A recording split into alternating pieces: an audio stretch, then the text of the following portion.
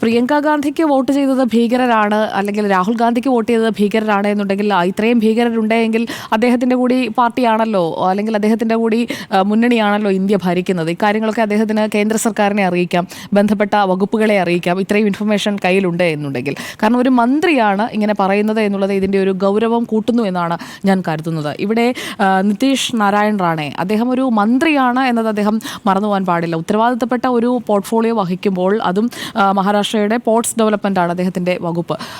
അങ്ങനെ ഉത്തരവാദിത്തപ്പെട്ട വകുപ്പിൽ ഒരു സ്ഥാനത്തിരുന്നു കൊണ്ട് പ്രസ്താവനകൾ നടത്തുമ്പോൾ അതിൻ്റെ ഒരു ഉള്ളടക്കം എന്ന് പറയുന്നത് വസ്തുനിഷ്ഠമായിരിക്കണം, ആധികാരികമായിരിക്കണം. എന്തുകൊണ്ടാണ് അദ്ദേഹം ഈ ഒരു പ്രസ്താവന നടത്തിയത് എന്ന ചോദ്യത്തിന് പിന്നീട് അദ്ദേഹം നടത്തുന്ന ഒരു വിശദീകരണം കൂടിയുണ്ട്. അത് പറഞ്ഞു തുടങ്ങാമെന്നാണ് ഞാൻ കരുതുന്നത്. അദ്ദേഹം പറയുന്നു, കേരളം ഇന്ത്യയുടെ ഭാഗമാണ്, ഭാഗ്യം അത് സമ്മതിച്ചല്ലോ, കേരളം ഇന്ത്യയുടെ ഭാഗമാണ്, ലവ് ജിഹാദും മതപരിവർത്തനവും കേരളത്തിൽ വളരെ കൂടുതലായി നടക്കുന്നു, അതുകൊണ്ടാണ് ഞാൻ ഇങ്ങനെ ഒരു കൺക്ലൂഷനിലേക്ക് എത്തിയത് എന്നുള്ളതാണ് നിതീഷ് റാണയുടെ വിശദീകരണത്തിൽ പറയുന്നത്. ഇതൊക്കെ നടക്കുന്നത് കൊണ്ട് ഞാൻ അതെല്ലാം കൂടി വെച്ചുകൊണ്ടാണ് പറഞ്ഞത്. അതെല്ലാം കൂടി വെച്ചുകൊണ്ട് പറയുമ്പോൾ ഇങ്ങനെ ഒരു വാചകത്തിലേക്ക് എത്തിയത് എന്തുകൊണ്ടാണ് എന്ന ചോദ്യത്തിന് അദ്ദേഹം അപ്പോഴും ഒരു കൃത്യമായിട്ടുള്ള വിശദീകരണം നൽകുന്നില്ല.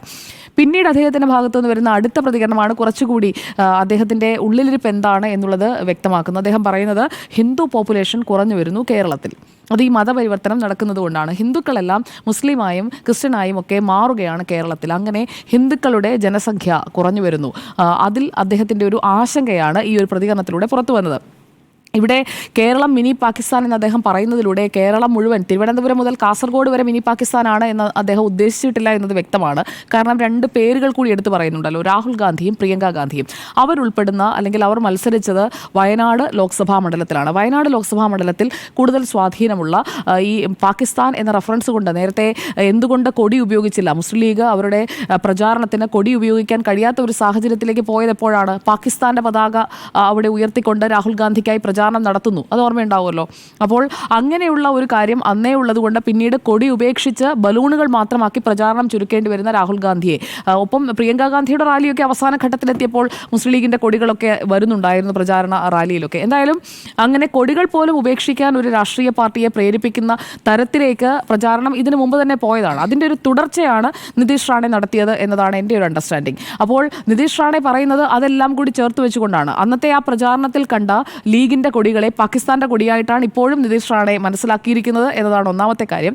അതിൻ്റെ ഒരു റെഫറൻസാണ് ഈ പാകിസ്ഥാനാണ്, അതുകൊണ്ടാണ് ഈ വർഗീയ വോട്ടുകളെല്ലാം കൂടി കിട്ടിക്കൊണ്ട് തെരഞ്ഞെടുക്കപ്പെട്ടത്. വർഗീയ എന്നല്ല, തീവ്രവാദികളെ കൂടെ കൂട്ടിയാണ് രാഹുൽ ഗാന്ധിയും പ്രിയങ്ക ഗാന്ധിയും തെരഞ്ഞെടുക്കപ്പെട്ടത് എന്നതാണ്.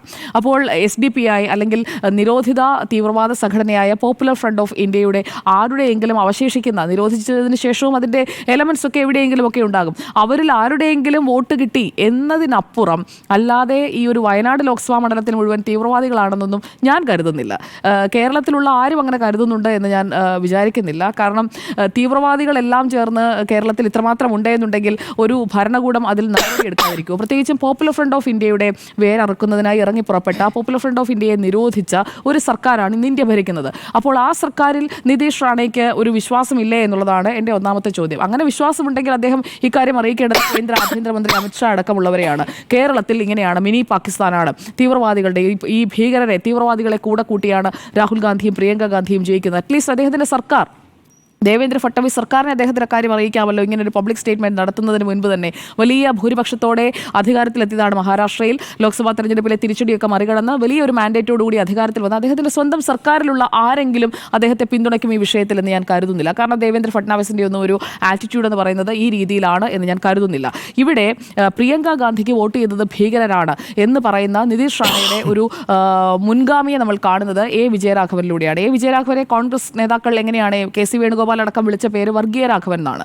അദ്ദേഹം പറഞ്ഞത് എന്താണ്? റാലിയുടെ മുന്നിലും പിന്നിലും വർഗീയ ചേരിയുടെ ആളുകളായിരുന്നു എന്നാണ്. പക്ഷേ ആ റാലിയിൽ യഥാർത്ഥത്തിൽ നിന്നതാരാണ്? ലീഗിൻ്റെ ആളുകളാണ്. അപ്പോൾ മുസ്ലിം ലീഗിനെയാണ് അവിടെ പറയുന്നത്, എന്നിട്ട് ജമാഅത്തെ ഇസ്ലാമിയെയും SDPയെയുമാണ് ഉദ്ദേശിച്ചതെന്ന് പിന്നീട് തിരുത്തി പറയുന്ന മറ്റ് നേതാക്കൾ. അപ്പോൾ CPIM കേരളത്തിൽ നടത്തുന്ന പ്രചാരണത്തിൻ്റെ മറ്റൊരു വേർഷനാണ് നിതീഷ് റാണെ നടത്തിയത്. അപ്പോൾ ഈ വിജയരാഘവൻ്റെ ഇതടക്കമുള്ള പരാമർശങ്ങൾ പലതരത്തിൽ പല മാധ്യമങ്ങളിലൂടെ അദ്ദേഹത്തിൻ്റെ മുന്നിലേക്ക് വരുമല്ലോ. അപ്പോൾ പിന്നെ ഇത് പറയുന്നത് this is the new normal എന്ന ഒരു രീതി രീതിയിലേക്ക് നിതീഷ് റാണെ എത്തിയിട്ടുണ്ട് എന്ന് വേണം മനസ്സിലാക്കാൻ. കാരണം ഇങ്ങനെ പറയാം, കാരണം കേരളത്തിലുള്ള നേതാക്കൾ വയനാട്ടിലെ ഒരു പ്രതിനിധി സമ്മേളനത്തിലാണ് എ വിജയരാഘവൻ എന്ന് പറയുന്ന CPIM-ന്റെ ഏറ്റവും ഉയർന്ന ബോഡിയിൽ അംഗമായ ഒരു വ്യക്തി പറയുന്നത്, MP ആയിരുന്ന ഒരു വ്യക്തി പറയുന്നത്. എ വിജയരാഘവൻ എന്നുള്ള പേര് മറ്റ് രാഷ്ട്രീയ പാർട്ടികൾക്കും എല്ലാവർക്കും ഫെമിലിയറായ ഒരു പേരാണ്. ഏതെങ്കിലും ഒരു പ്രാദേശിക നേതാവല്ലല്ലോ എ വിജയരാഘവൻ.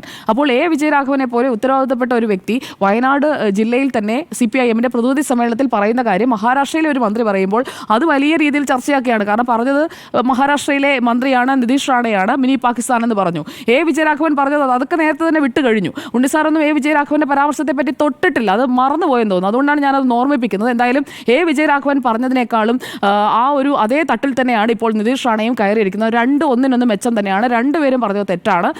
രാഹുൽ ഗാന്ധിക്കായാലും പ്രിയങ്ക ഗാന്ധിക്കായാലും കിട്ടിയിരിക്കുന്ന ഒരു തമ്പിങ് മജോറിറ്റിയാണ്. അത് കാണാതെ പോകരുത്. കേവലം 5000-ഓ 10,000-ഓ വോട്ടിന്റെ ഭൂരിപക്ഷത്തിനാണ് അവർ വിജയിച്ചതെങ്കിൽ ഈ പറയുന്ന വാദത്തിന് വേണ്ടിയെങ്കിലും ഇതൊക്കെ പറയാമായിരുന്നു. എന്ന് വെച്ച് കേരളത്തിൽ ഭീകരവാദികൾ ഇല്ലെന്നോ അല്ലെങ്കിൽ ഭീകര പ്രവർത്തനത്തിനായി ആരെങ്കിലും ഇറങ്ങി പുറപ്പെടുന്നില്ല എന്നോ അർത്ഥമില്ല. ഒറ്റപ്പെട്ട സംഭവങ്ങൾ ഉണ്ടാകുന്നുണ്ട്. അത് ഇസ്ലാമിക് സ്റ്റേറ്റിന്റെ വേരുകളടക്കം ഇവിടെ നിന്ന് പോയ ആളുകൾ എങ്ങനെ കണക്റ്റഡ് ആയി എന്നുള്ളത് തൃക്കരിപ്പൂർ സംഭവങ്ങളടക്കം നമ്മുടെ മുന്നിലുണ്ട്. പോപ്പുലർ ഫ്രണ്ട് ഓഫ് ഇന്ത്യയുടെ എത്രമാത്രം കേരളത്തിൽ പിടിമുറുക്കിയിരുന്നു, വിവിധ നിരോധിത സംഘടനകൾ എങ്ങനെയാണ് കേരളത്തിൽ ആക്റ്റീവ് ആയിരുന്നത്, അതൊക്കെ നമ്മുടെ ഒരു ഹിസ്റ്ററി എടുത്ത് നോക്കിക്കഴിഞ്ഞിട്ടുണ്ടെങ്കിൽ അവിടെയും ഇവിടെയും ഉണ്ട്. പക്ഷേ ഒരു മിനി പാകിസ്ഥാൻ എന്ന് ടേം ചെയ്തതിന് അദ്ദേഹം വലിയ വില കൊടുക്കേണ്ടി വരും. കാരണം അദ്ദേഹത്തെ എൻഡോഴ്സ് ചെയ്യാൻ BJP-യുടെ പ്രധാനപ്പെട്ട നേതാക്കളൊന്നും രംഗത്ത് വരുമെന്ന് ഞാൻ കരുതുന്നില്ല. ഇപ്പോൾ എന്തായാലും അദ്ദേഹം ഇതിലൊരു വിശദീകരണം കൊണ്ടുവന്നത് അതിനേക്കാൾ രസമുള്ള വിശദീകരണമാണ്. ലവ് ജിഹാദ് നടക്കുന്നതുകൊണ്ടാണ് ഞാനിത് പറഞ്ഞത്.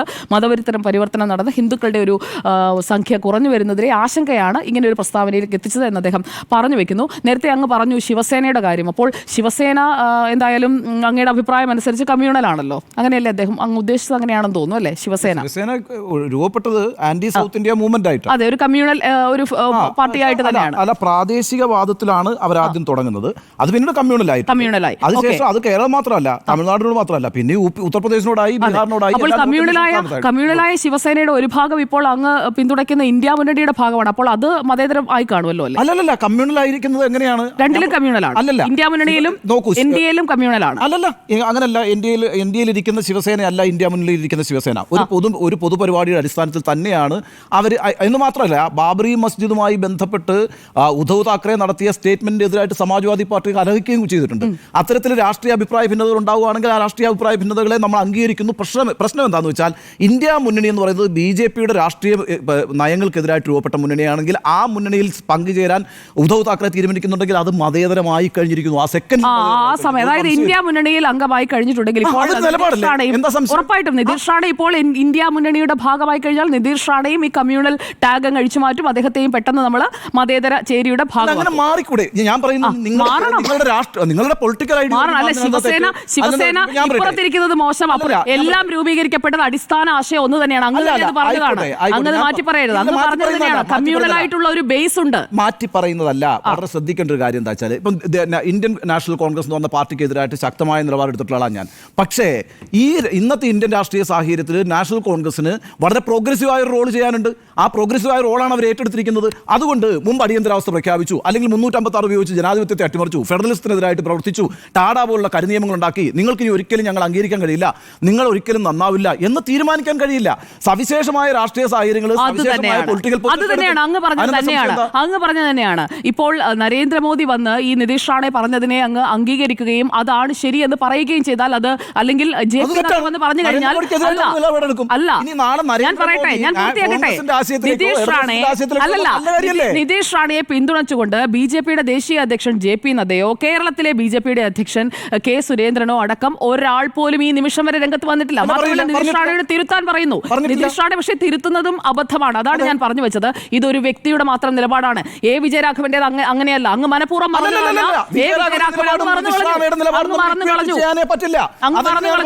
ഈ രാജ്യത്തും മതേതരത്വത്തിന് വേണ്ടി ഏറ്റവും കൂടുതൽ പണിയെടുത്തിട്ടുള്ളത് ഇടതുപക്ഷമാണ്.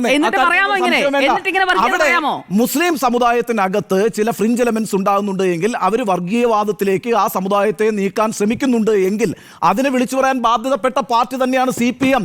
അത് പറയേണ്ട സാഹചര്യമാണോ എന്ന കാര്യത്തിനകത്തൊക്കെ വേറെ ചർച്ചകളാണ്. മുന്നിലും പിന്നിലും വർഗീയ ചേരി എന്നാണ് വിജയരാഘവൻ പറഞ്ഞത്. തെറ്റാണ്. അല്ലല്ല, വിജയരാഘവൻ ഈ രാജ്യത്തെ മുസ്ലിങ്ങൾ രാഷ്ട്രവിരോധികളാണെന്നോ അവരെല്ലാം വർഗീയവാദികളാണെന്നോ ഉള്ളൊരു നിലപാടുകാരനുമല്ല CPM.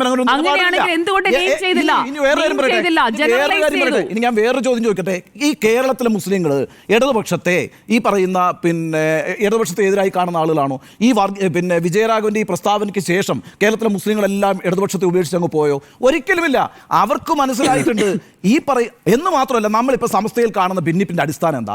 സമസ്തയിൽ കാണുന്ന ഭിന്നിപ്പിന് വലിയ ചർച്ചയല്ലേ? അവിടെ ഒരു ആശയ സമരമാണ് നടക്കുന്നത്. എന്താണ് ആശയ സമരം? നമ്മുടെ സമുദായത്തിനകത്തേക്ക് മതരാഷ്ട്രവാദികളും മതമൗലികവാദികളും കടന്നു വരാനും ആ ആശയം വേറുറപ്പിക്കാനും അനുവദിക്കരുത് എന്നുള്ളതാണ് അതിനകത്ത് നടക്കുന്ന ഏറ്റവും പ്രധാനപ്പെട്ട ചർച്ച. അതിന് പ്രോഗ്രസീവായിട്ടാണ് ഞാൻ കാണുന്നത്. കേരളത്തിലെ മുസ്ലിങ്ങളെ ഒന്നടങ്കം വർഗീയവാദികളാണെന്ന് പ്രഖ്യാപിക്കുന്ന ഒരു പ്രസംഗമോ നിലപാടോ ഇടതുപക്ഷത്തിന്റെ നേതാക്കൾക്കോ ഇടതുപക്ഷ പാർട്ടികൾക്കോ ഇല്ലെന്നേ. അതും നാരായണ റായ്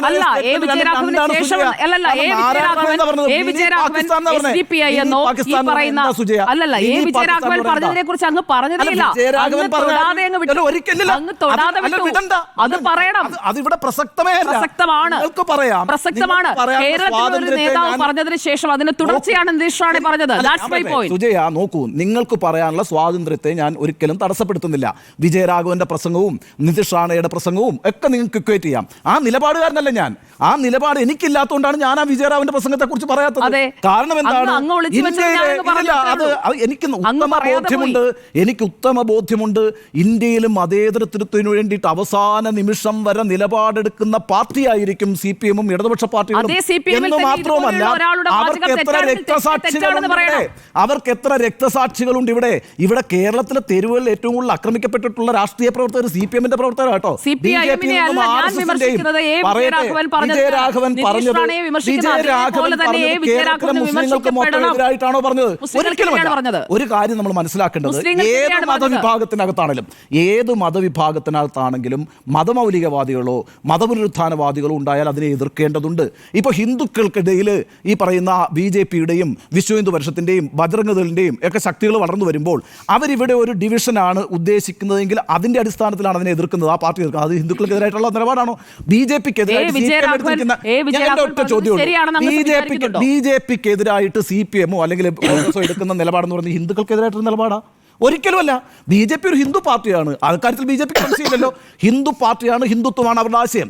ആ ആശയത്തെ ഞാൻ എതിർക്കുമ്പോൾ അല്ലെങ്കിൽ വേറൊരാൾ എതിർക്കുമ്പോൾ, ഒരു സാമൂഹ്യ പ്രവർത്തനം എതിർക്കുമ്പോൾ, രാഷ്ട്രീയ പ്രവർത്തനം എതിർക്കുമ്പോൾ അയാൾ ഹിന്ദുക്കളെ എതിർത്തു എന്നാണ് അതിൻ്റെ അർത്ഥം? ഒരിക്കലുമല്ല. ആ ഹിന്ദു സമുദായത്തിനകത്ത് വിഘടനവാദവും ഈ പറയുന്ന മതപുനരുത്ഥാനവാദവും വളർത്താൻ ശ്രമിക്കുന്ന ശക്തികൾക്കെതിരായിട്ടും മതേതരത്വത്തിൻ്റെ പക്ഷത്ത് നിന്നാണ് എതിർക്കുന്നത്. അതുപോലെ തന്നെയാണ് മുസ്ലിം സമുദായത്തിനകത്ത് ഒരു വർഗീയ ആശയം പ്രചരിച്ചു വരുന്നുണ്ടെങ്കിൽ അതിനെ വളരെ മുമ്പേ തന്നെ വിളിച്ചു പറയാനുള്ള അവകാശം മതേതര പാർട്ടികൾക്കുണ്ടെന്നേ. അതല്ലാതെ നാരായൺ റാണെ പറഞ്ഞ മിനി പാകിസ്ഥാൻ എന്ന് പറയുന്ന സ്റ്റേറ്റ്മെന്റും വിജയരാഘവന്റെ പരാമർശവും തമ്മിൽ ഒരിക്കലും ഇക്വേറ്റ് ചെയ്യാൻ കഴിയില്ല. എന്നെ സംബന്ധിച്ച്